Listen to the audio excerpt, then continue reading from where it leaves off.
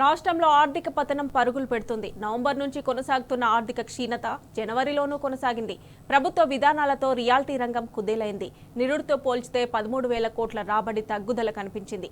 10 నెలల్లో రిజిస్ట్రేషన్ల ఆదాయం 31% రాగా రాష్ట్ర సర్కార్ అంచనాలకు మించి 118.94% అప్పులు చేసింది. రాష్ట్ర ఆర్థిక స్థితిని కళ్లకు కట్టినట్లు కాగ్ తన తాజా నివేదికలో వెల్లడించింది.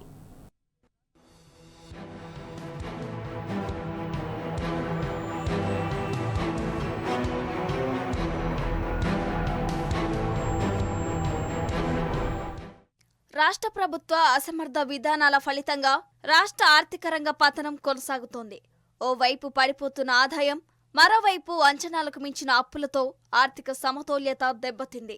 ఈ విషయాన్ని రాష్ట్ర ప్రభుత్వం స్వయంగా కాగ్కు సమర్పించిన నివేదికల్లోనే వెల్లడించింది. ఈ ఆర్థిక సంవత్సరం 10 నెలలకు సంబంధించిన నివేదికను ప్రభుత్వం తాజాగా విడుదల చేసింది.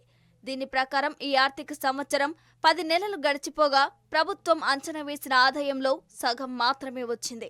2024-25 బడ్జెట్లో రెవెన్యూ రాబడులు 2,21,242 కోట్లుగా అంచనా వేయగా జనవరి నాటికి 1,23,815 కోట్లు మాత్రమే వచ్చాయి. అంటే రాబడి 55.98% మాత్రమే నమోదైంది.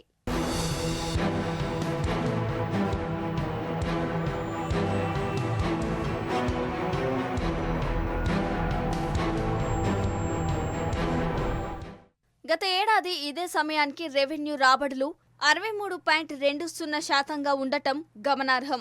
నిరుడుతో పోల్చితే జనవరి నాటికి రెవెన్యూ రాబడుల్లో 13,044.9 కోట్లుగా నమోదైందని గణాంకాలు స్పష్టం చేస్తున్నాయి. మరోవైపు జీఎస్టీ వసూళ్లలోనూ తగ్గుదల నమోదైంది. ఈ ఏడాది 58,594.91 కోట్లుగా అంచనా వేయగా 42,657.9 కోట్లు వచ్చాయి. లక్ష్యంలో ఇది 72.8%. అయితే ఇదే సమయానికి నిరుడు జీఎస్టీ వసూళ్లు 75% నమోదైంది.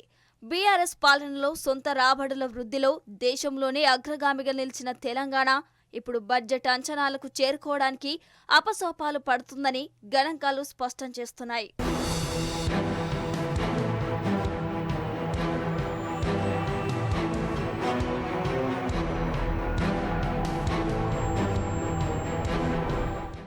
హైడ్రా మూసి సుందరీకరణ, ఎన్టీఎల్ పేరుతో బెదిరింపులు, విచ్చలవిడి వసూళ్లు ఇలా కాంగ్రెస్ ప్రభుత్వం ఏర్పడినప్పటి నుంచి రియల్ ఎస్టేట్ రంగంపై అనేక కోణాల్లో దాడి జరుగుతూనే ఉంది. ఫలితంగా 13 నెలల్లోనే రియల్ ఎస్టేట్ రంగం నేలకరిచిందని గణాంకాలు స్పష్టం చేస్తున్నాయి. ఈ ఏడాది స్టాంపులు, రిజిస్ట్రేషన్ల శాఖ ద్వారా 18,228.82 కోట్లు సాధించాలని ప్రభుత్వం లక్ష్యంగా పెట్టుకుంది. కానీ 10 నెలలు గడిచిన తర్వాత జనవరి నాటికి 5,821.88 కోట్లు మాత్రమే వచ్చాయి. నిరుడు ఇదే సమయానికి ఖజానాకు ఆ శాఖ ద్వారా 11,700 కోట్ల ఆదాయం వచ్చింది.